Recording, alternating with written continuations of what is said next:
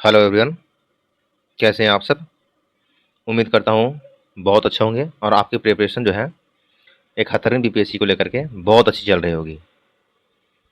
और अब तक आप मेरे द्वारा वन लाइनर रूप में बीपीएससी 2005 से लेकर के 2000 जितने भी पीवाईक्यू थे, एंशिएंट इंडिया और मिडेवल इंडिया, दोनों का मैंने वन लाइनर रूप में पीवाईक्यू करवा दिया है।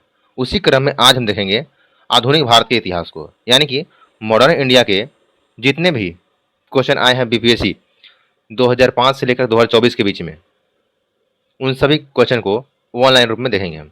तो आइए समय न गंवाते हुए अपने मेन पॉइंट पाते हैं।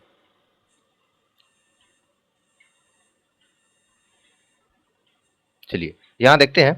तो 2024 में जो पूछा गया है 70वीं बीपीएससी, यानी कि 2 बार एग्जाम, तो क्वेश्चन इसमें ज़्यादा होंगे। पहला पूछता है हमसे, किसानों द्वारा विपत्तियों का सामना करने को उजागर करने के लिए विपत्तियों का सामना करने को उजागर करने के लिए शाहजानंद सरस्वती ने किसने शाहजानंद सरस्वती ने किस समाचार पत्र को प्रकाशित किया था? तो वो था लोक संग्रह। कौन सा समाचार पत्र था? लोक संग्रह था। फराजी आंदोलन को फराजी आंदोलन के संस्थापक कौन थे? तो फराजी आंदोलन के संस्थापक थे Haji Shariatullah. New Lamps for the Old New Lamps for the Old किसने लिखी है? New Lamps for the Old किसने लिखी है? तो अरविंदो घोष ने लिखी है। किसने लिखी है? अरविंदो घोष ने लिखी है। रामकृष्ण मिशन की स्थापना, ये तो हर कोई जानता है और जानना भी चाहिए कि स्थापना किनके द्वारा की गई है? तो ये किया गया स्वामी विवेकानंद के द्वारा। लेकिन क्वेश्चन पूछा किनके द्वारा, लेकिन आंसर में एक्स्ट्रा दिया गया है कि कब किया गया है, वो भी दे दिया गया है कि ये हुआ था 1897 में हुआ था। अंग्रेजों ने राजधानी को दिल्ली कब स्थानांतरित किया था? दिल्ली को राजधानी कब बनाया अंग्रेजों ने? तो वो बनाया था 1911 में। ठीक है, जब जॉर्ज पंचम भारत आया था, और इसी समय बंगाल विभाजन को रद्द किया गया था 1911 में ही। और बिहार को बंगाल से अलग करने का प्रावधान जो है इसी के माध्यम से तब बिहार प्रांत बंगाल से 1912 में फाइनली अलग हो गया था। करो या मरो का नारा कब और किसने दिया था? कब और किसने दिया था? कौन सा नारा? करो और मरो का नारा ये दिया था 1942 में भारत छोड़ो आंदोलन के दौरान महात्मा गांधी जी के द्वारा दिया गया था। करो या मरो का आंदोलन, सॉरी, नारा। स्वदेशी सेवक होम संगठन स्वदेशी सेवक होम संगठन का मुख्यालय कहाँ है? ये था वैंकूवर में। कहाँ? तो वैंकूवर में। अगला है यूनाइटेड इंडिया हाउस का मुख्यालय कहाँ है? यूनाइटेड इंडिया हाउस का मुख्यालय कहाँ है? तो यह सिएटल में है। कहाँ है? तो सिएटल में है। युगांतर आश्रम का मुख्यालय कहाँ है? युगांतर आश्रम का मुख्यालय कहाँ है? तो सैन फ्रांसिस्को में है। कहाँ? तो सैन फ्रांसिस्को में। नेक्स्ट है आज़ाद हिंद फौज का मुख्यालय कहाँ है? आज़ाद हिंद फौज का मुख्यालय कहाँ है? तो यह रंगून। कहाँ? तो रंगून में। चलिए आगे बढ़ते हैं। फिर है मुस्लिम लीग ने प्रत्यक्ष कार्रवाई दिवस, किसने? मुस्लिम लीग ने प्रत्यक्ष कार्रवाई दिवस कब मनाया? तो मैं 16 अगस्त 1946 को। फ्री हिंदुस्तान समाचार पत्र के संपादक कौन थे? कौन से समाचार पत्र है? फ्री हिंदुस्तान समाचार पत्र के संस्थापक कौन है? तो तारकनाथ दास। कौन है? तो तारकनाथ दास है। इंडियन ओपिनियन समाचार पत्र का संपादक कौन है? इंडियन ओपिनियन समाचार पत्र का संपादक कौन था? वो था महात्मा गांधी थे। ठीक, कौन थे? तो महात्मा गांधी थे। वॉइस ऑफ इंडिया समाचार पत्र कौन था? वॉइस ऑफ इंडिया समाचार पत्र का संपादक कौन था? दादा भाई नौरोजी। कौन थे? तो दादा भाई नौरोजी थे। अगला हम बात करते हैं बंगाली समाचार पत्र। जितने समाचार पत्र थे सबको इकट्ठा कर दिया गया इसमें। यह बंगाली समाचार पत्र का संपादक कौन था? तो सुरेंद्रनाथ बनर्जी। खाकसार संगठन का संस्थापक कौन था? खाकसार संगठन का संस्थापक तो इनायतुल्ला मशरिकी। कौन थे? इनायतुल्ला मशरिकी। सोशलिस्ट नामक संगठन का संस्थापक कौन थे? तो वो थे जयप्रकाश नारायण। कौन? जयप्रकाश नारायण थे। किसका? सोशलिस्ट का। नेक्स्ट है कि इंडिपेंडेंट लेबर पार्टी के संस्थापक कौन थे? ये थे बी आर अम्बेडकर। कौन थे? तो बी आर अम्बेडकर थे इंडिपेंडेंट लेबर पार्टी के संस्थापक। फॉरवर्ड ब्लॉक की स्थापना किसने की थी? तो ये सुभाष चंद्र बोस ने की थी। किसने? सुभाष चंद्र बोस ने। भारतीय मुद्रा पर 1913 में नियुक्त रॉयल कमीशन के अध्यक्ष कौन थे? तो ये थे sir Augustin Chamberlain. Sir Augustin Chamberlain थे।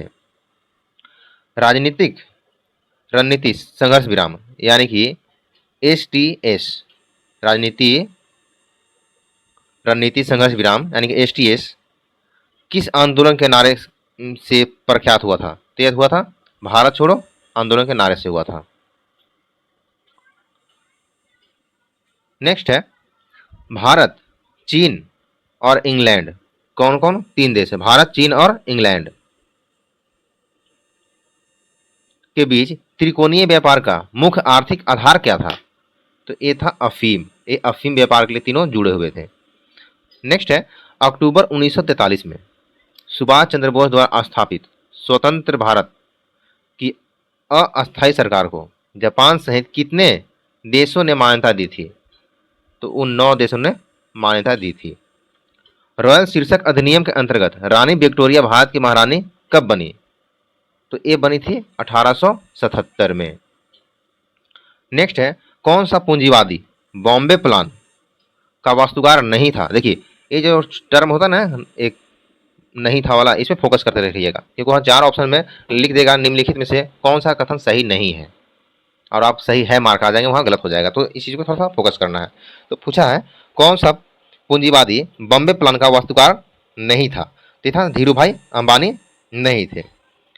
अगला है भारतीय राष्ट्रीय कांग्रेस के वर्ष 1912 का अधिवेशन जो पटना में हुआ था उसके अध्यक्ष कौन थे? तो आर.एस. मधुलकर थे।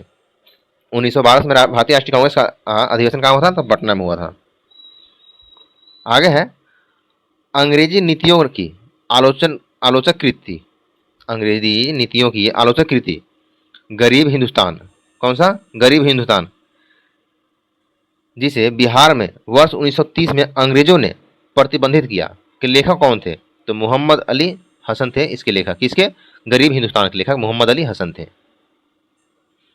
आगे देखते हैं बिहार में भारतीय राष्ट्रीय कांग्रेस के 100 वर्ष किसके द्वारा संपादित किया गया? बिहार में भारतीय राष्ट्रीय कांग्रेस के 100 वर्ष किसके द्वारा संपादित किया गया? तो पी.एन. ओझा के द्वारा संपादित किया गया। बिहार में प्रकाशित प्रथम हिंदी दैनिक समाचार कौन सा था? तो कहाँ पे? बिहार में प्रथम हिंदी और पूछा, वो भी दैनिक समाचार पत्र कौन सा था? तो सर्व हितैषी था। अगला है बिहार में विष्णु पद योजना के अंतर्गत पर्यटन को बढ़ावा देने के लिए वर्ष 2024 में केंद्रीय बजट में से किस केंद्र को प्राथमिकता मिली थी? तो मिला है गया को। देखिए करेंट अफेयर का मुद्दा डाल दिया, आर्ट एंड कल्चर में भी इसको डाल सकते था लेकिन करेंट का अफेयर डाल दिया तो एक क्वेश्चन एक्स्ट्रा हो गया इसमें। ब्रिटिश शासन के दौरान नया प्रांत बिहार कब अस्तित्व में आया? ये आया था मार्च 1912 में। ठीक है, कब आया था? मार्च 1912 में ये पूर्ण रूप से अस्तित्व में आ गया था। अगला है संथाल, इसी को हुल भी कहते हैं।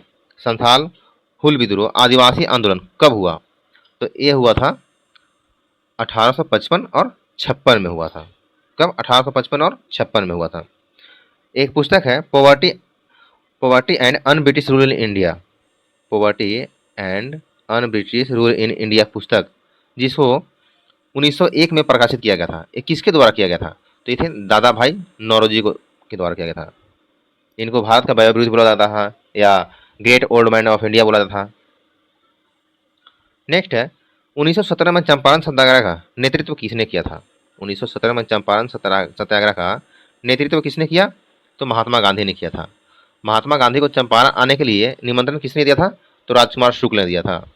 ठीक है, जब लखनऊ अधिवेशन हुआ था तो राजकुमार शुक्ल गांधी जी से वहीं उनसे आग्रह किए थे कि हमारे यहाँ आइए और तिनकठिया प्रणाली जो था हमारे यहाँ नील की खेती पर, उसके विरोध में आवाज़ उठाया। बिरसा मुंडा विद्रोह कहाँ हुआ था? तो बिरसा मुंडा विद्रोह जो हुआ था वो रांची में हुआ था। रांची वर्तमान झारखंड की राजधानी है। वर्ष 1939 में जब सुभाष चंद्र बोस ने इस्तीफा दिया तब भारतीय राष्ट्रीय कांग्रेस का अध्यक्ष कौन था? तो बने थे डॉक्टर राजेंद्र प्रसाद। डॉक्टर राजेंद्र प्रसाद और भारत के प्रथम राष्ट्रपति भी थे। अगला है भारतीय राष्ट्रीय कांग्रेस के मुस्लिम अध्यक्ष कौन थे? तो बदरुद्दीन तैयबजी थे। बदरुद्दीन तैयबजी कब बने थे ये? तो 1887 में बने थे।